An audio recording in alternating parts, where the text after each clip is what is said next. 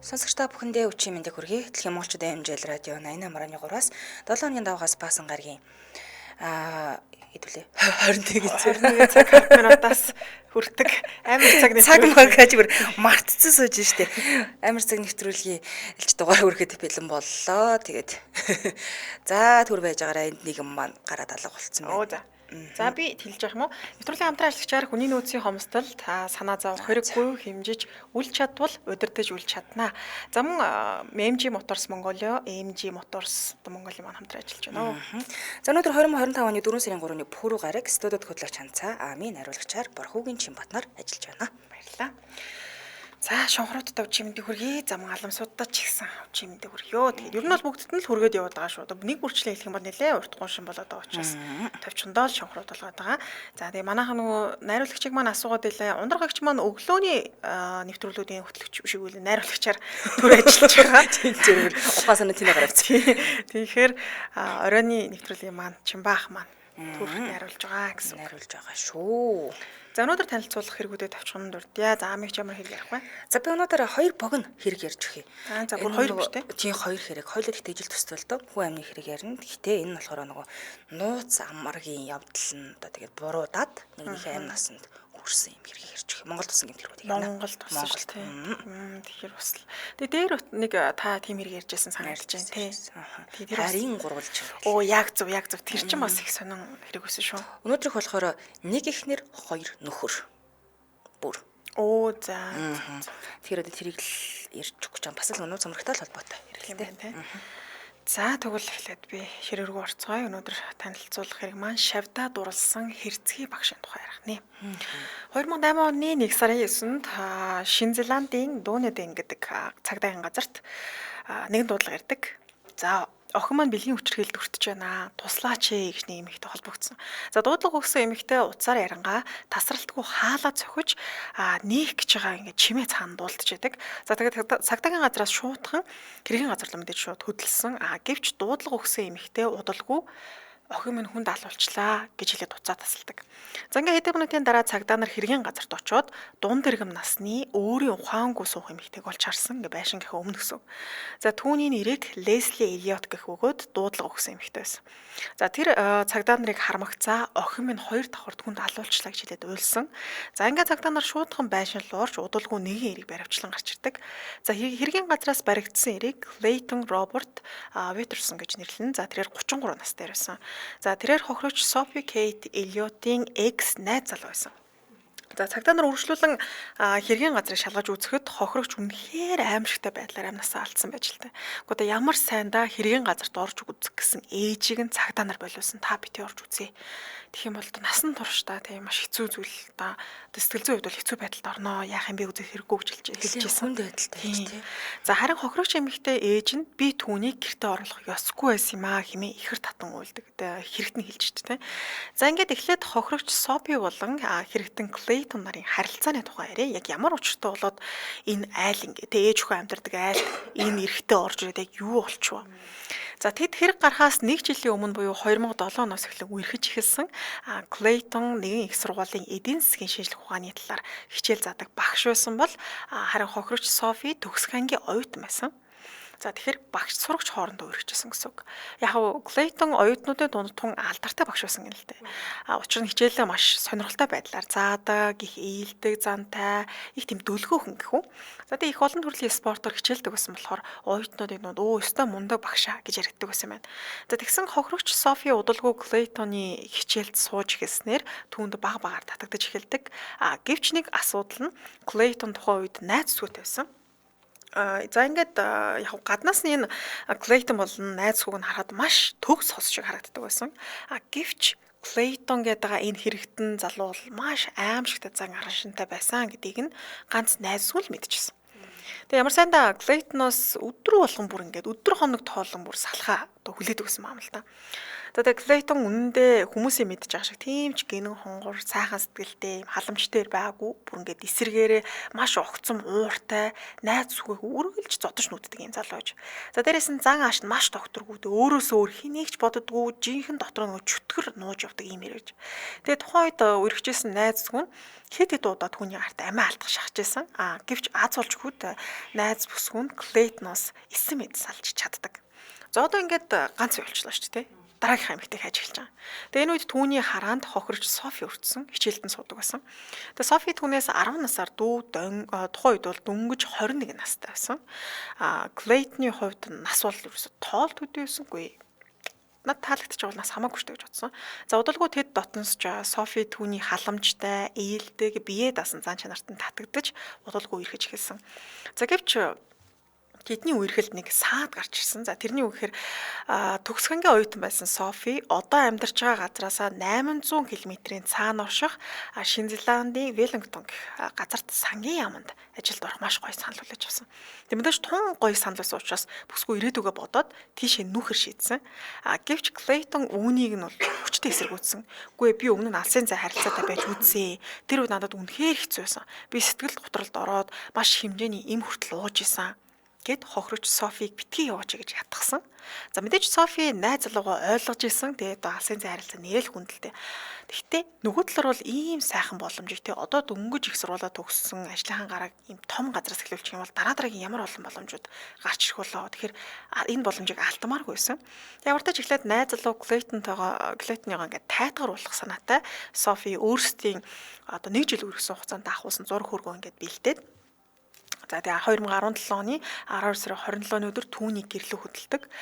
За уг нь Софи эвлэх санаатай очсон. Гэтэл Клейтон түүнийг нүүх гэж байгаа талаар яриа эхлүүлж эхэлсэн ба өөрөө чи одоо ингээд нүүх гэж байгаа хэврээ байгаа мó гэд ингээд муудалцаж эхэлж байгаа.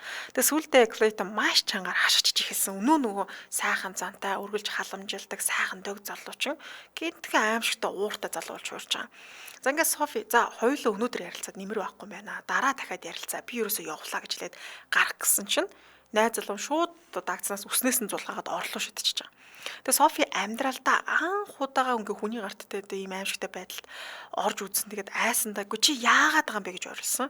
Гэтэл Клейтон бүсгүй амийг таглаад нүүр нүдгүй зодож эхэлдэг. За ингээ удалгүй бүсгүй хоолой хүртэл боомлж за Софи бол энэ өдөр арай хийн амьд мэд энэ Клейтны гэрээс цухтаж чадсан. За ингээд нэгсэндээ тэд салж байгаа.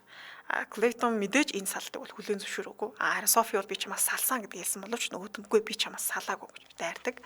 За ингээ Клейтон хэрэг гарахаас 3 хоногийн өмнө уудаг байсан сэтгэл гутралынхаа эмийн дооцыг нэмэгдүүлээд их хэмжээгээр ууж эхэлсэн. Хэрэг гардаг өдөр түүний төрсөн өдөр байсан юм байна. Энэ хэрэгтний төрсөн өдөр. Тэгээд эргэн тойрны найз нөхдөд түүнд төрсөн өдрийг минь төргсөн боловч өөрт нь бол тийм баярлаж хөөрөх тийм сэтгэл ерөөсө төрөөгүй найз хүн одоо хол явах гэж байгаа шүү дээ. За ингээд утсаараа хохирогч Софигийн фейсбુક руу ороод зураг хөргөдөг нүцсэн маа ямар пост оруулсан байна юу хийж ингээд. Тэгсэн чинь X найз сүнгсүүчтэй Софи маргааш нүүх гэж байгаа пост оруулсан юм байна. Тэгээ үүнийг нь хараад Клейтон бүр галзууртлаа уурсан битгий яв гэд тахт чинь те бүр маргааш явах гэж байгаа юм байна штэ гэд. Харин энэ үед Софи ээжийн хамт гэртээ нүүхэлтгэлээ хийжсэн. За ингээ удахгүй найзуудтайгаа уулзаж салах ус хийнгээ. Өдөр хамт хооллох хэрэгтэй байсан. Ингээд Софи усанд ороод гарч ирээд бэлтгэлээ одоо тэгээ нүүх бэлтгэлээ өргөжлүүлэн хангасан. Тэгээд ээжтэйгээ бас нэлээд ярилцсан маам л да. Ээж нь охиныгоо бие даа тий хол амьдрах гэж байгаа учраас мэдээж охиндоо санаа зовж исэн. Харин Софигийн хувьд бол ээжигээ тэрвэрэд ээжээ санаа зовлтгүй охин чинь байн гэртээ ирж байна гэж ээжтэй амласан. За гэвч харамсалтай энэ тэрвэрлт бол тэдний сүүлийн тэрвэрлт байсан. Нэлээд токсик юм бахан тий. За хамтраалагчтай танилцуулаа төрөвчлөлийн нэвтрүүлгийн хамтраалагчаар хүний нөөцийн хомсдолд санаа зовох хэрэггүй хэмжиж үл чадвал удирдах үл чадна. За компаниудын хамгийн гол хүндрэлтэй асуудал бол хүний нөөцийн хомсдол болсон тий. Одоо хэцүү болсон. Ялангуяа компаниудад санхүүгийн ажилтнууд эрэлт хэрэгцээ их болсон цаг үед байгууллага бүрт цалин бодох, санхүү татварын нийгмийн даатгал ингээд төрөл бүрийн тайлан мэдээ гаргах шаардлага бол үүсдэг. За дээр энэ асуудлыг доорх байдлаар шийдэж болно гэсэн үг. Тэгэхээр танай байгууллагад хэрэгцээнд тохирсон шийдэл гэвэл за хэрвээ танай компани нэгтлэн бодогчгүй бол аутсорсинг үйлчилгээд танад хийж өгнө. За зөвхөн танай байгууллагыг хариуцсан нэгтлэн бодогчийг томилж ажилуулна. Сар бүр, улирал бүр, жилийн эцсийн санхүү татврын тайлангаа цаг тухайд нь алдагдaltaгүй тийм ээ гаргах боломжийг нь бүрдүүлж өгөх нь. За мөн гаргасан тайланд алдаа гарвал хариуцлага хүлээх юм билээ. Нэгтлэн солигдсон ч гэсэн ажлын тасралт үүсэхгүйгээр үргэлжлүүлэх нөхцөлийг бүрдүүлж байгаа. Тий, одоо буух эзэм буцах хаягтай байна шүү дээ. За тэгээ хэрэг танай компани нэгтлэн бодогчтойч сургах шаардлага үүссэн бол эднийхөө сургалт явуулна. Тэгэхээр эдний сургалтын төвд сургаж ур чадварыг нас дэвшлүүлэх боломжтой. Нэрав нэгтлэнгийн ажлын бүртгэл, тайланг, эмх зэгцтэйгээр гаргах чадвартай мэрэгжилтэн болгож өгнө гэсэн үг. За мөн хэрэг та санхүүгийнхээ үйл ажиллагаанд хяналт тавих шаардлагатай гэж үзэж байгаа бол аудит баталгаажуулах үйлчилгээг бас санал болгож байгаа юм байна лээ. За эдний аудит баталгаажуулах үйлчилгээгээр санхүүгийн тайлангаа хянуулах боломжтой. За санхүү татврын шалгалтаас үүсэж болох эрсдлээс урьдчилан сэргийлэх зөвлөмж, за шийдлийг гаргаж өгдөг байна. За тэгээ тайлангийн алдаа засагдсанаар торгуул, акт тавигдах эрсдлийг буруулах боломжтой байдаг байна. За тэгээ санхүүгийн татврын тайлан гаргах програмын үйлчилгээ бас байдаг. За Magic Finance гэдэг жижиг дунд аж ахуй нэгжүүдэд зориулсан санхүүгийн програм нь уламжлалт тайлан гаргадаг. Гараажлагыг 80% хөнгөвчлсөн, автоматжуулсан энэ програм юм байлээ. Дэнийд 2000 гаруй хэрэглэгчтэй санхүүгийн програмыг бие даан боловсруулад энэ гаргасан л гэсэн үг. За 18 жилийн туршлагатай хууль стандартад нийцсэн үйлчилгээ, үйлчлүүлэгч тохирсон зөвлөмж шийдлийг гаргаж өгдөг. Өөрсдийн биеийн дан боловсруулсан санхүүгийн бүр програмтай туршлагатай мэрэгжлийн баг санхүүгийн сургалт үзүүлэх салбартаа анхдагчдын нэг байна. Хаяг баршлын хувьд Улаанбаатар хот Баянзүрх дөрөв 43 дугаар хороо, Улаанбаатар Тооврын 15 давхар 1502 тоод холбогдох утасны дугаар 7288 7288 гэсэн дугаарлал холбогдорой. Сошиал хаяг нь www.magicgroup.cgmn гэсэн сайт руу орж мэдээлэл авч болох нэ. Баярлалаа хамтраажсэн хүний нөөцийн хомсдол санаа зовох хэрэггүй хэмжиж үл чадвал удирдах үл чадна. Баярлалаа. За ингээд хэрэгээ өргөжлүүлээ. Тэгэхээр одоо хэрэгтний хувьд найз хүн хол нүүх гэж байгааг мэдсэн. За ингээд бүр галзууртлаа уурсан. За удалгүй 12 цаг 30 минут үед Софигийн гэрт экс найз залуу Клейтон ирдэг. За тэрээр Софид хандан сүүлийн удаа хэлэх зүйл байна. Бас нэг зүйл би чамд өгмөр байна гэж хэлдэг. За Софигийн хувьд бол хамгийн сүүлд түүний гарт те амнаас алдах шахсан шүү дээ. Тэр тийм учраас түүнтэй уулзахаас бол мэдээж дотор айжилсан. Нөгөө талаараа маргааш нүгэд те шинэ хотод очиод шинэ амьдралаа эхлүүлэх гэжсэн учраас ер нь энэ харилцаагаа одоо л ингэж цэг тавьж дуусгаж цэгцэлсэн дээр юм байна гэж бодоод сүүлийн болгомж олгож ингэж уулзахаар болж байгаа. За ингээд Клейтоныг бүсгүй гэртээ оруулаад хоёр давхарт байх өөрийнхөө өрөө рүү хамт дагуулж орсон. Харин энэ үед Софигийн ээжэд нэг тийм их хүний нэг зүүн сон байдаг ч тийм маш юм муухай сон татсан. Уг нь Клейтоныг ээж нь гэртээ оруулмааргүй байсан ч гэсэндэ охин нь асуудлаа өөрөө шийдэхийг хүссэн тул тэ охиныхоо шийдвэр хүндлэхийг хүссэн юм байна л да. За ингээд тэд өрөөнд орсноос хойш 5 минутын дараа Софи ганцаараа доош нэг давхарлаа бууж ирсэн. Тэгээ ээжтэй энэ жилж байгаа юм л да. Ээж Клейтон юу ч хэлэхгүй зүгээр чимээгүй суугаад байна. Юу гэсэд байгаа юм бэ? Би мэдэх юм алга. Тэгэхээр нь ээж нь одоо минийхэн хангалттай чи ер нь түүнийг явуулах цаг болсон юм шиг байна. Одоо ерөөсөө явуул гэж хэлж. За Софи тухайн үед ээжтэй заа гэж хэлээд буцаад хоёр давхарт байгаа өрөө рүү орсон. За Софи Клейтоны байгаа өрөө рүү ороод 1 минут ч болоог байхад гинт аимшигтай маш чангаар хашгирч эхэлсэн. Тэгээ ээж нь айд сандарсандаа өрөө рүү орох гээд ингээд охиных өрөө рүү орох гээд ингээд дээшээ гарсан. Гэтэл хаалгыг нь аль хэдийн дотроос нь төгчсөн байсан. За ингээд Софигийн ээж нь цагдаад дуудлага өгөөд хажуугаар нь хаалгыг нь чадлаараа нээх гэж оролдсон. Тэгээ гаднаас нь сонсгоно охин нь өрөөс ингээд тасралтгүй л айхтарч ингээд хашгираал бахираал байсан. Тэгээ ямар нэгэн зүйлийг юм дэвслэх гэхүү маш чанга ингээд нүдж байгаа иймэрхүү чимээнүүд хацаар байсан юм байна л да. Тэгээ энэ үед Софигийн ээж юу гэж бодсон бэ гэхээр миний охин хүчрхийлж байгаа юм байна. Яг бэлгийн хүчрхийл үлдэж байгаа юм байна гэж бодсон. За ингээ хаалга нээх гэж доошоо галтагоор ороод ямар нэгэн тэ одоо хутгач болтгоо олж ирэгээд ингээд хутга бариад охиныхоо байгаа өрөө буцаж очсон. Тэгээд тухайн үед бол хэдийн ингээ хаалгад одоо түгжээтэй хэврээл байсан. Тэгээ ээж нь айд сандраад хаалгыг нээх гэж нилээ оролцсны эцэст дотгошоо орж чаддаг. Гэвч одоо ээжийг нь тун аимшигтэй дүр зураг өгдөг. За охиных нь өөрөө битүү цус олцсон байсан. Клейтон шалан дээр ухаангүй хэвтэг охиных нь дээр гараа суудсан, хутгалж яадаг. Клейтоныг хутгалах бүрт охин нь ямар ч хөдөлгөөнгүй биеийг хутганаас болоод ингээд зүгээр жоохон л ингээд дээшээ өндөж байгаа харагдаж байгаа. Тэгээд түүний хайр тохин Софи аль хэдийн амьсгал хураасан гэдэг нь ойлгомжтой болж байгаа. Тэгээ Софигийн ээж нь энэ дүр зургийг хараад өөрийн ухаангүй болоод гадагш гарч гүйсэн. За ингээд удалгүй цаг данаар хэргийн газар ирдэг. За цагдаа нар юун түрүүнд хохирогч Софиг аврахын тулд хоёр давхрын өрөөний хаалгыг эвдэж дотогч орсон. Ээж нь буусны дараа дахиад төвчсөн байна шүү дээ. Тэгээ өрөөнд хэдий амьсгал хураасан Софигийн цогцос харагдсан. Түүний хажууд юу ч болоогүй мэт ингээд царайлан зогсох экс найз руу Клейтон харагддаг. За түүнд айд сандарсан эсвэл одоо өөрийнхөө хийсэн хэрэгт гимжсэн гэх ямар ч шинж тэмдэг байгаагүй. Харин ч өөртөө итгэлтэйгээр би Софиг алчлаа гэж хэлдэг. За тэгээд үргэлжлүүлэн түүнийг алхаад ашигласан хутга цогцсныхын доор байгаа. Би бас нэмж хайж ашигласан гэж хэрэгэ хүлээдэг. За хохирогч эмэгтэй цогцонд задлан шинжилгээ хийгээд дүгнэлт гарсан. За ингээд дүгнэлтийг харах юм бол хэрэгтэн түүнийг 200 гаруй удаа утгалсан байдаг. Хэрэг маш богино хугацаанд үргэлжсэн. Ерөөсөө гэрт нь орж ирэл 5 минут ярилцаал. За тэгээд доошо охин буугаад те ээжтэй одоо юу ч хэлэхгүй ингээд миний экс найзлаа ингээд миний өрөөнд суугаад байна гэдэг хэлээд буцаад гар гэхээр бараг нэг 10 минутын дотор л болсон үйл явдалч. Гэтэл 200 удаа утгалсан байгаа байхгүй. За тэгээд бүр хутгаалгахдаа эхлээд бүсгүн амин чухал хэрэгтэн болох зүрхнээс нэгэлсэн. Тэгээ уушиг хүзүү зэргийг нь утгалсан байдаг. За тэгэхээр Клейтон түүний бүр ингээд алах зорилготойгоор хутгалсан гэдэг нь задлан шинжилгээний хариунаас харахад л илт байгаа бах. За хамгийн аимшигтай нь хохирогч хэдийн амьсгал хураасан ч тэг хэрэгтэн түүнийг үргэлжлүүлэн хутгалсаар л байсан. Тэгээ сүүлдээ хайчаар цогцыг хэсэгчлэн хуваахч үзсэн байдаг. За ялангуяа нүүр хэсгийг нь буюу чих, хоёр нүд, хазар, за хамарны үзүүрийг нь тастаж хайсан. За бас өсийг нь хүртэл хайчилсан байсан. Тэгээ яг л би чамайг өөргөн болгож чадахгүй бол чи өөр хиннийг ч болохгүй гэсэн байдлаар маш аимшигтайгаар ингээд цогцыг сэтсэн гэсэн үг. За удалгүй энэ аимшигтай хэргийн талаар Шинэ Зеландын хэвлэл мэдээлэлээр ярих болж бүр ингээд хаасаагүй шуугилдаж эхэлсэн. Тэгэхэд ард түмэн бол энэ аимшигтай хэргийн шүүх хурал хэрхэн дуусах талаар чих тавин хүлээжсэн. За ингээ 2008 оны 5 сард Клейтоны үйлдэлсэн хэргийн анхан шатны шүүх хурал болдог. За хэрэгтэн Клейтон хэрэгээ шууд хүлээсэн учраас за тэр шүүх хурал бол айхтар сунжихгүй гэж бодож байсан. Гэтэл тэгсэнгүү учир нь хэрэгтэн Клейтон гинтхэн өөрийгөө за энэ бол санамсаргүй хүний амьнасанд хүрсэн хэрэг. Би хэргийг санаатаа үлдээгүй. Би түүнийг анханасаа алъя гэж юусоо бодоогүй гэж өөрийгөө өмгөөлсөн. За өөрөөр нь хэлж байгаагаар би гэрээсээ хутга авч гарсан үнэ. Гэхдээ Софиг алах гэж бишээ. Би өөрийгөө хамгаалах үүднээс байнга л өөртөө би хутга авч явдаг. Хэрэг гардаг өдөр Софи манай ээжийг муулж эхэлсэн, доромжилсан, танаа ээж чинь бүдүүлэг гэдэг доромжилсан. Би бол надад тэр байдал маш бүдүүлэг санагдсан. Тэгээ би өөрөө эхлээд тэгээд одоо тэр Софи гэлж штэ тий. Софи над руу ингэж хайч барьж өөрөө хэлж дайрсан.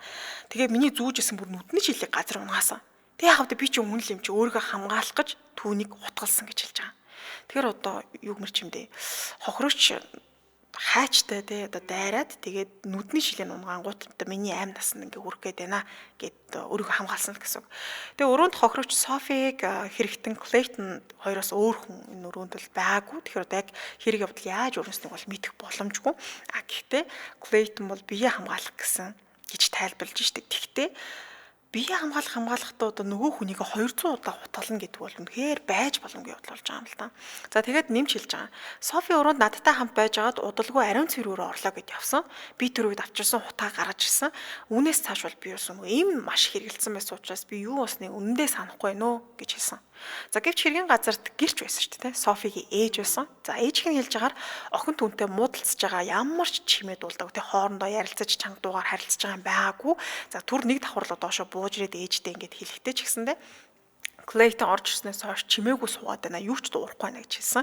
Тэгэхээр ерөөсөө чимээгүй сууж байгаа л охин луун дайраал ингээл хутгалал амь насанд нь хүрсэн гэсэн үг шүү. Тэгэхээр энэ Клейтоны яриад байгаа мэдүүлэг бол одоо худал болж таарч. За ингээд урт үргэлжилсэн шүүх дуусч Клейтонд бүх насаар нь хорхол оноосон. Гэвч энэ үед Клейтон би гомдолтой байна. Миний хэрэг хэвлэл мэдээлэлээр цацагдаж хэд алдартай болсон. Үүнээс болоод шүүх танхимд байсан иргэний төлөөлөгч нар буруу шийдвэр гаргасан тий. Зөвхөн шүүж ингэж чадаагүй, эдинсэлж чадаагүй штэ гэсэн зүйл хэлсэн. Тэгээ нэмж шүүх хурлын дундуур хохирогч Софигийн зургийг харуулах ёсгүй байсан. Тэгснээр иргэний төлөөлөгч нар түүнийг өрөвдөөд ингэж шудраг байдлаар хэргийг бол шүүгөө гэж үзэж байгаа. За энэ одоо иргэний төлөөлөгч гэдэг маань хуулийн мэрэгжилтэн босч тий. Энгийн иргэд дундаас юм сонгогдсон тий. Шүүх одоо шүүх байдлаар орж иж ингээл хүмүүсийг хэлж байгаа. За ингээд тэрээр давж заалцсан. За ингээд 2009 онд хэргийг дахин авч хэлэлцээд ер нь яг эцсийн байдлаар дүгнэлт гарсан маань 2011 оны 6 сард аль биесээр хэрэгтэн Клейтний гаргасан тэр хүсэлтийг нь хүчингү болгоод ялан хിവэрэ буюу насаар хоригдохыг авсан. Тэгээд одоо бол ингээд шоронд байгаа хിവэрэ. Гэхдээ одоо ч гэсэн үгүй би гомдолтой байна. Би юусаа алаа гэж алаагүй штий. Ер нь бол шүүгч, шудрагчгүй гэх байдлаар өөрийгөө өмгөөсөн хэвээрээ байгаа. За тэгээд энэ хэрэгээс болоод Лесли тий газар дээрх одоо эйжен штэ тий ганц хайртай охиноо алдаад насан туршдаа би хэрэгтэн гэртээ оруулах ёсгүй байсан. Хэрвээ би оруулаагүй байсан бол миний охин амьд байхад байсан штэ гэж өөрийгөө буруутгаж амьдарч байгаа гэсэн байна. Энэ одоо санаатаа алаагүй гэсэн үү? 200 удаа утгалчаад уу? 200 удаа утгалаад дүүргээс иччихэж байгаа штэ. Тэгээд тэр чи одоо хамаг юм тасалж маслах га зүтгээд ингээд өсмөсийн хүртэл ажилласан гэж байна. Тэгэхээр чи санаатай биш тэг юу юм? Эсвэл чи ярах чинь байна да. Чи 10 минутын дотор гэхэд бас арай юу? Тэгэхээр ер нь шинэ зеланд гарчсан маш юм айхтар хэрэгүүдийн нэг юм билээ. Тэгээд насаараа хорхол аваад одоо бол шоронд байгаа. Тэгээд хөрөгчийн үед шинэ амьдрал хэрэглэгчсэн насны үед ч дөнгөж 21 настай маш залгуураа талд өгсөн. Хэрэгтэн бол 30 гарсан. Тэгээ өөрөөс нь бол 10 насаар ах юм хүн байсан. Тэгээд ер нь л тэг өмнөх найзгүй те экс найзгүй хүртэл алах гэж бас оролдож ирсэн юм аимшигтай. Гэхдээ яг нэг хүмүүсээ харж байгаа бол их сайхан те ийдэг те их гоё зөөлхөн дулаахан. За тэгээд оюутнуудын дунд хүртэл нэр хүндтэй сайхан багш гэж хүндлэгддэг байсан тийм имижтэй. Тэрэнд нь итгээд үерсэн чинь үнэндээ бол маш аимшигтай юм чөтгөрүүлж таарч байгаа юм л та. Нөгөө хоньны арьс нөмөрсөн чон гिचсэн байна л та. Эсвэл бүр ярах чинь цаашаа байлаарэ. Тэр нэг манайхаа хэлдэг штеп юм токсик харилцаа гэдэг чинь өөрөө аюултай. Энэ охины хувьд бол зүгээр л нүүх гэдэг штеп. Тийм тэгээ хамгийн аимшигтай нь гэрт нь болж байгаа зү тийм. Бүр ээж нь хажууд нь байсан. Тэгээ өрөөгөө төгжсөн байх тэр хооронд маш олон утгалцсан байгаа байхгүй. Ер нь иймэрхүү токсик харилцаануудыг зэгцэлж байхгүй л та. Ер нь үнэхээр аимшигтай бол хажуудаа одоо хүн амьтан байлгах заавал тэр хүнтэй бас уулзах шаардлагатай бол сонсогдохгүй л баад энэ хэргийг сонсоход те. Гар үрцэн зодцсон. Тэгээ өөр хэрэгтэй энэ одоо ярилцах юм л хэрэг юм те. За дараагийнхаа Монгол тусан гэмт хэрэг рүү яриа. За би зөндөө ханиалгачлаа уучлаарай чааг. За нөгөө ханиадтай байгаа тэгээд им ууж байгаа. Тэгээд тийм хурдан дарагдахгүй байна. Өөрөө би одоо энэ ханиадыг одоо яаж боловлоход хайрт. Тэгээ яг орой болохоор хоолоо ингээд угаасаа захтнаад бүр хачин болчдөг. За тэгэхээр энэ Багнуурт үүрэгт гарсан юм хэрэг юм билэ. За Багнуурт үүргийн цагдаагийн хилцээний жижүүрэн албаныхан нэг шөнө элдэв дуудлаггүй 50 өнгөрч байсан юм байна л да. Тэгсэн яг өглөөний 5 цаг 40 минутад гаднаас эхнэр нөхөр хоёртой хоёр хүн нэлээд айж түгшсэн болгоомжилсан царайтай ороод ирсэн байгаа юм л да. За тэгсэн чинь тэр хоёрыг за юу болов яав юу гэж тэгсэн чинь тэр мэдүүлэг өгч эхэлж байгаа.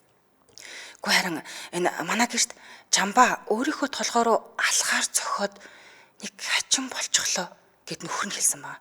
Тэгсэн чи эхнэр нь болгоомжтойхоо харж хажуунаас ингээд зогсож яснаа маш айж явахнаар аймаа хорлчих шиг болсон гэж хэлсэн баа.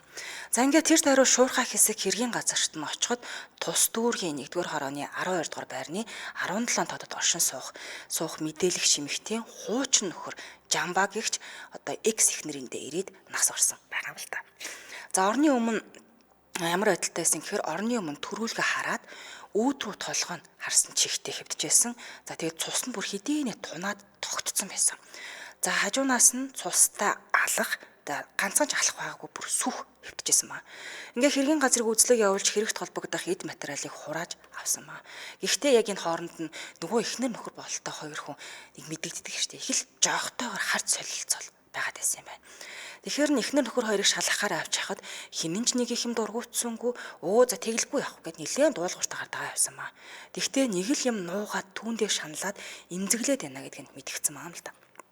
За байцаалт нь тэр хоёр ямар ч эргэлзээгүйгээр хажууд нь хүн хүчээд штэ. Бүр маш тайвнаар хариулж ирсэн маа. Ингээ эхнэр нөхөр хоёр наран хороолоор айлчилж чод 3-4 шил найруулсан спирт буццтайгаа хувааж ууж нэлээд ч бас юм болж найрлцсан гэсэн маа. Ингээ шүн дунд өнгөрөх үед сугталцаж гуйвсаар гэртээ ирсэн гэдэг мэдүүлэг өгсөн. Тэгээд за чи согтцсон байна. Унтаж амар гэхтэн. Үгүй чи яах гээд байгаа юм бэ? Гэт ихнэр нь асуусан бат ихтэн. Гүй би унтлаа гэд ихнэр нь хэлсэн чинь юу гинэ унтлаа хонгор минь. Гэт ихнэр нь тэрийн ихнэр нь болохоор бага байсан юм билээ. Төдийлэн согтоогүй нөхөр нь боломжоор уусан хідээж ухаан алдаагүй бошуухан орон дээрээ унаад өгсөн байгаа. Ингээд ихнэр нь буруу харж нэг юм уучаад бошуухан хөвдөх үед нь гаднаас хаалгын маш хүчтэй цохиж эхэлсэн ба. Тэгсэн Нинагийн хуучин нөхөр Жамба баяраа гэгч залуутай хамт нэлээд халамцуухан ороод ирж л дээ. За ингээд Жамба хэлсэн ба. За Нина минь одоо харь хувцас өмсөд гэртээ харъя. Гүй чи 6 хүүхдээ яасан боддгүй юм бэ гэж аргатаж гуйж царай алдаж эхэлсэн ба. За ийм гуйлтанд нь залхаж гүйцсэн Нина. Йоо чи одоо хідүүдээ ирэх гэсэн би харихгүй гэж юм гэж ширв татаж ууралсан. Тэгвэл чамааг аваад явна да хүчээрч хамаагүй гэж Жамба зүтгэж эхэлсэн юм л да. Тэгтэн нөгөө одоо шин сууц нөхөр гэхүү тийм ээ даш босож хараагаад зайлцгаа тонилцгаа манаа гэрээс гэж агсан тавьж эхэлсэн ба. Ингээд шин нөхөр хуучин нөхөр хамт явж исэн 3 залуугийн донд маш том маргаа тэмцэл эхэлсэн. Гуруула барьцаалтан гэрээс гарах үед Нина шин нөхрөө өмгөөлөн давшлаад зайл чиний хавхаа дахиж очиж шагаахгүй за надад битгий саад болоод гэж хуучин нөхрөө хөөж эхэлсэн ба. Тэгтэн нөхөр нь аргаа ороод гүй би чамаас гуйж штэ үр хөвгтөө боддгүй юм уу чи минь гэртээ хараач те гуй гэж нэлээд гуйж аргацсан. Тэгтэн би чамд хит хэлхий хизэж очихгүй гэж хичнээн хэлэх болж байна гэд Нина нэлээд догшроод ууцсан байсан учраас агсан тавьж эхэлж байгаа. Тэгтэн Жамба бүр тэсвэр нь алдарсан бололтой ухасхийн хууч ихнэрээ барьж аваад тэгвэл би чамайг чирээд явна да чи 6 хүүхдээ хөөрхөн хүүхдээ боддгүй юм бол одоо гэртээ харъя гэж нулимс асгаруулan бүр уйлан дууран гуйсан ба. Тэгтэн Нина дахиад л харихгүй гэдгээ дахин хэлээд ерөөсөө би явахгүй л гэдгийг хэлээд ээж. Тэгтэн аргаа барсан Жамба. За чи харихгүй юм бол би чиний нүдэн дээр ч үхэж чамааг амраа игээд жижиг төмөр алхаар толгоо шилэн хүзүү тус газараа 2-оос 3 удаа угсруулан араас нь цогсон байгаа. Энэ үедэн толгооноос чинь цус гарлаа болооч чи гэж Нинаг хашгирахад дахиад 2-оос 3 удаа цохиод шүүгэн дээр алхаа тавингуудаа зуухны аман дээсэн сүх рүү ухс хийснээ хүрч чадалгүй унсаа гэдэг мэдээллийг Нина өгсөн байна. Одоо энэ ихнэр нь болоод ийм мэдээлэл өгсөн байна. Тэгтэн за тэгвэл тийм юм байж энэ үед энэ даш буюу шинэ нөхөрч яг хаана байсан юм бэ гэхтэн үгүй тэр гэрт байгаагүй гадаа байсан гэхтэн юу хийж ийсэ гэдэг асуултанд энэ үед гадаа баяраатай үлдсэн шинэ нөхөр даш нь баярааг 2 цохиж унгаагаад дээрээс нэг дэвсчгээд хөдөлгөөнгөө болохоор нь гэртээ хараагаад орж ирсэн байна. Тэгээд орж ирэнгүүтээ энэ муу бааштай твтэж байна уу гэж даш ахаад дайрч эхэлсэн Жамбаруу. Тэгтэн гү наадах чи амиа орлчлоо гэж Нина хэлсэн маа. Яг энэ үгийг сонссон даш сэртсгийж Жамбагийн толгойг өргөж үзэхэд хоолой нь хоржигнон дуурч байхаар нь за энэ хүн бүр болохоо байлжээ. Эртхэн сэргэлэхэд хилээгээд авгаагаа дагуулж ирэхэд нь гараад ирэхэд нөгөө нэг гадаа зодуулаад унсан баяраа нь байхгүйсэн юм байна л да. Ийм л явдал болсон гэж. За энэ шүн энэ орчинд авгаа нөхөр хоёроос өөр амьд амтан байгаагүй болохоор гэрчийн мэдүүлэг энэ хоёрын хооронд одоо батлагдгаар байсан. Ганц гол гэрч болох баяраа гэрийн гадаа нам цохиулаад нэг дэвсүүлээд бараа сурггүй алга болсон бас үнэн л юм байна. Ингээ хамт явсан Жамбаа нь уусан архины халуун уурын мухаг хоёртоо 6 хүүхдээ өнчрүүлж 20 шахамжил ханилсан ханыхаа хөлдөө өөрийгөө хүнөөжээ гэж дугуйсан. Ер нь бол нэг цөхөрсөн ирийн сүүлчийн муухар арга юм уу даа л гэж эхлээд нь бодчихсон маа. За ингэж нэг амьдрал дууссан. Төшөд тулж авсан эцэг нь амиа орлож хаяад авсан ээж нь эргэж ирээгүй ингээд 6 хүүхэд сургуулаа өнчирч үлдсэн маа. Амьдралын дутуу дээр өнчирлийн хатуу нэмэгдээд төрд ядуу өрхнийгээр ядарсан амьдралтай хүн 6-аар нэмэгдсэн маа. За тэгээд учир нь олдохгүй байсан учраас мөрдөн байцаагч амиа хорлцсон гэдэг Жамбаа гэж яг ямар хүү юм бэ гэдгийг нь нарийн судалж гисэн маа. Харин энэ хооронд нь Нина даш хоёр ерөөсөө чимээгүй л байгаад байсан. Үйл ярьдгаа хараад. За Жамбаа Нина хоёр бол 20 гаруй жил хайнасан 6 сайхан хүүхэдтэй жаргалтай аж төрж байсан. Ямар ч асуудалгүй. Намрын нэг өдөр 6 хүүхэдтэй Нина хаяад 2 дагвар хүүхэдтэй хүнтэй ханилнаа гэд яваад өгсөн маа. Тэр нь өөрөөс нь олон дүү, дээрээс нь 2 хүүхэдтэйгээ тэгээд авгаагаас салцсан нэг юм байна л да. Мөрдөн байцаагч имлэгийн хамт олондоо очиж уулзсан маа. Тэгэхэд нь захын хүн л Нинагийн паянгийн дэлгэж эхэлсэн буюу хамаг булааг нь тоочж эхэлсэн маа. За түүний хурал цуглаан дээрээ ярьж үердэг хүүхнүүд нь Нинаг алтайгаа засахыг зөвлөж гойжч үзсэн. За дээрээс нь хадам төрхмүүд нь ятгаж айшилж үзэж эргүүлж авчирч чадаагүй юм гэртэн. Энэ тухай хадам ихэ нулимсаа цуулж агаад хатуу сэтгэлдээ бэрийнхээ хүүтэн сэтгэлийг хараад зүгэж ярьж эхэлсэн маа. Тэрч битгий хэл ээж таныг санаад байна. Та хүрээд ирээч гэж 6 хүүхэд нь гуйж хайртай ганц охин нь уйлж байхад ч гэсэн эргцүүж өчүүхэн зүрх төсгөл гаргаагүй гэж хорсон хэлээд Нина ёстой чулуун зүрхтэй амтан гэж хэлсэн маа. За ингээ арга буюу 3 баг хүүхдээ өөр дээрээ авсан болсон. Гэхдээ яг төрсөн хүүхдүүд нь шүү дээ. Ад үзэж, хөөж, тууж, үүсгэхэд цангаах нь энүүхэнд байсан хожим нэлийн тодорхой болсон юм байна. Хамтраалагчаа танилцуулаад үргэлжлүүлье. Нэвтрүүлгийн хамтраалагчаар MJ Motors Mongolia. Английн 100 жилийн түүхтэй MJ автомашины брэнд байгаа. Шанхайд өгсөрчдөг хэдийн хамгийн том SAIC Motors компанид үйлдвэрлэдэг байна. За энэ SAIC мотор герман машин үйлдвэрлэдэг дэлхийд алдартай. Монголын нөхцөл маш тохирсон шинэ 2024 оны 10 км-ийн гүйлттэй машины үнийн хувьд болохоор 35 40 45 75 90 95 135 сая хооронд худалдаа авах боломжтой. Энэ автомашины брендийг Global Motors компани Монголын зах зээл дээр импортлоо оруулж ирж байгаа. Бүх машин 2024 оны шинэ загвар, за бүх машин дээрээ баталгаатай, бүх машин дээрээ зээлийн нөхцөл байгаа. Онцлог загварын хувьд RX 8-ын дараагийн загвар RX 9 билэрсэн байгаа. MGZS стандарт 40 сая, MGZS комфорт 45 сая гэд гурван автомат хөдөлгөөртэй. За эдгээр машинуудын давуу талаас нь дурдах юм бол Европ стандарттай байх нь Euro NCAP аюулгүйн 5% үнэлгээтэй, бензин зарцуулалт бага. Бид нар ч угаасаа бензин зарцуулалт тал дээр бол нэлээд анхаардаг штэ. Үнийн хувьд хямд хөдөлгөөрийн хувьд JD хөдөлгөөртэй энэ маань герман автомашинуудад төлхөө хэрэгэлдэг хөдөлгөөр юм билээ. За MG брендийн автомашинууд бүгд ган хийц буюу сайжруулсан төмөр бүтцтэй, cruise control буюу хурд хөгжигчтэй, за хамгийн гоё нь хүссэн өнгө модель опшнтойгоор захиалга хийх боломжтой мэлээ. Тэгээд мэрэгсэн инженерийн багтай бүх машины сэлбийг 14 хоногт захиалгаар авчдаг. За банк болон банк бусаар зээл гаргах боломжтой 30-аас 96 сарын хугацаанд ахны хаяг байршлууд Баян зүрх дүүргийн 26 дугаар хороо Хүнүүгийн гудамж Идэв кампус хотхон Global Motors-ын шоурумд байрлаж байна. Дараагийнх нь хаяг нь болохоор Хаан дүүргийн 3 дугаар хороо Ноолорын гудамж Гоя Кашмирийн үйлдвэрийн эсрэг талд нь Global Motors MG Motors-ын шоурумд байрлаж байгаа нэ. Борлуулалтын албатай холбогдох утасны дугаар 99 тэг 2 74 46 99 тэг 7 75 48 гэсэн дугаарлал холбогдорой. Сошиал хаяг нь Global Motors цэг имэн гэдэг хахаар гараад ирэх нэ. Баярлалаа хамтраж ирсэн MJ Motors Mongolia. Баярлалаа.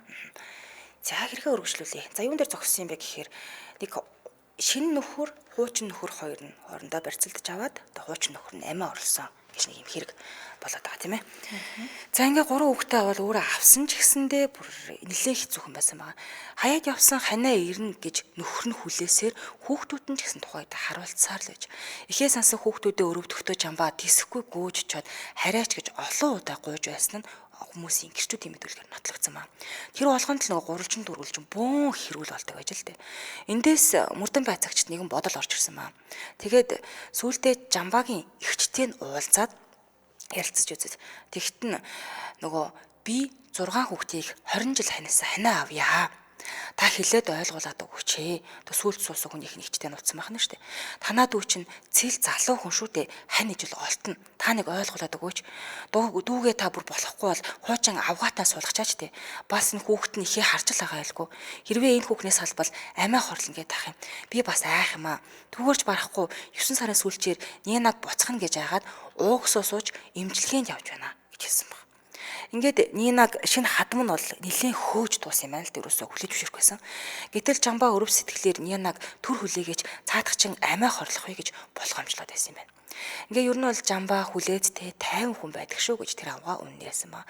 Хачирхалтай жамбаа арх ууж агсан согтоо тавих, занан зүхэх, айлгас сүрдүүлэх байдал юр гаргадгүй буюу уусан ч гэсэн 50 хүн юм байна. Тодорхой болсон.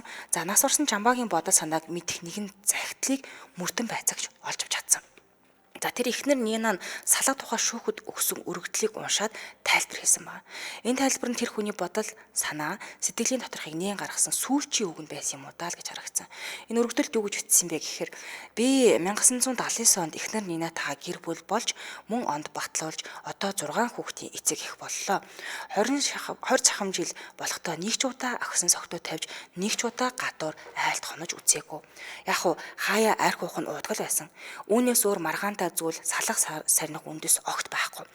Энэ оноос даш гихч хүн өөрийн 2 хүүхдээ хайж манай их нэртэй явуулдаг болсныг ажлын газрынханд хамт олноос би олж сонссон. 5 сараас хойш миний 3 бага хүүхдийг аваачаад эргэж өгөөгүй.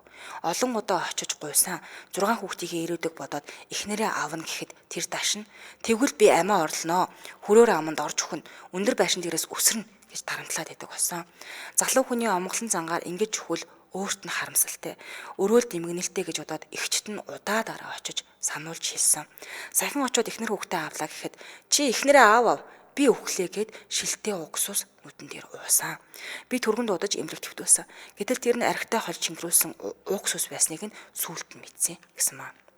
Тэгээд цааш нь болохоор даш өөрийн 2 хүүхдээ бодоогүй хүн миний 3 хүүхдийн эцэг нь болж чадахгүй байх. Яагаад гэвэл өнгөрсөн 7 сард гэртээ цоожлоод хоёул гол явж миний хүүхдүүд гадаа хонсон байсан. 8 сард 2 удаа мөн л гэрээ цоожлоод явчихсан. Миний хүүхдүүд дахиад гадаа хонсон байсан. Иймд 6 хүүхдийн ирээдүг бодож гэр бүлээ цуцлуулахгүй байхыг хүсье. Би ташид гомдолтой байна гэж бичсэн байсан. За ийм уужуу 50 сэтгэлтэй бод хүн эхнэрээ ухаараад ирнэ гэж хүлээж хүний өр залуу хүн даш омглон тэнэг зангаас олж амиа хорлцохыг гэж бүр хайрлаж өрөвдөөд урдчлсан найруулж бэлтгэсэн уксустай арх ууж жүжиглэхэд нь уксус уучглаа гэж сандарч эмнэлэгт хэвтүүлээд бүр эргэж тойрч исэн байна. Энэ байдлаа эгчт нь удаа дарааж хэлж төрөл саднаар нь нөлөөлүүлэх гэж сайхан сэтгэл өртөлж хүлээцтэй хандаад байсан юм байна л да. Ингээд 6 хүүхдээ бодохгүй бол чиний дэргэд үхэж чамааг амраа игээд алхавч толгоороо зогсон гэдэг нэг л үнэмшилгүй санагдаад байсан юм байна. Худлаа л яриад энэ гэж бодогдсон. Ингээд мөрдөн байцаагч энэ байдлыг шуурхаа зөвлөгөөнөөр харуулад дашиг баривчлах хүсэлтэд тавьсан маа. Ингээ хэргийн эзэн хингэргийн тохиор дашиг баривчилж байцаасан. Тэгэхэд юу гэсэн гэхээр тэр хүний ам бүрлэгснээ хүлээхгүй элдвэр мэлзэж, маяглж, уйлж унжиж худлаа ухаалт зэрэг бүр янз бүр болсон байгаа цаг тагын газар. Баашлаад одоо өглөө хатлаа гэх тэрүүгээр нэг юм болсон. Ингээ шинжилж үзэхэд алах биш сүхээр дагц руу хит хит зогсно. Тодорхой болсон. Одоо тэр сүулдэ хэсэг бодолс хийснэ. За би одоо ингээд өнгөрсөхгүй юм байна. Үннийг хэлээгээд ярьсан байгаа. Би баяраг нэг зохиход ерөөсөө очоогүй. Дахиад нэг зохиход гарын сулраад унчихсан. Унахаар нь толгойд ирэнд дэвсчгээд гэрт ороход жамбаа ор 102-ийн хооронд хөвтөжсэн. Тэгэхээр нь би 100-ны баруун найр тойрччоод 100 гараараа толгойн үснээс нь барьж зулгааж агаад баруун гараараа түлээний жижиг сүх авч эргүү талаар нь түүний ард агц руу шилэн хүзүүний орчим нь 2-3 удаа хүчтэй цохоод тэгээд татаж үзэхэд нь хоолой нь хорч хүнжсэн чимээг олцсон. Тэгээд л айсан л та энэ хүн болохоо байла сэргийлэхэд хэлье гэж эхнэрээ дагуулад гарсан. Тэгээд эхнэрээ зөндөө гуйсан л та нүдэн дээр нь амиа хорлсон гэж хэлээрэй гэж би эхнэрээсээ зөндөө гуйсан гэж хэлсэн ба. За энэ яригчсан удалгүй нөгөө эхнэр Нина нотолж исэн анх айгаад би нуус юм аа. Ер нь нэгэнд өнгөрчихсөн болохоор гэрчлэх хүнгүй байсан учраас ер нь бол битээр ингэж тохироод гүрийхэр шийдсэн гэж хэлсэн ба. Ингэж завхаа зайдан эмийн болчимгүй үдлээс 2 гэр бүлийн амьдрал сарниж 10-аад хүүхэд амьдын хагцал үтсэн маа. Гэмтэн 2 цохох шатглээ хүлээсэн баг. Ямар айхтар хүмүүс үү те?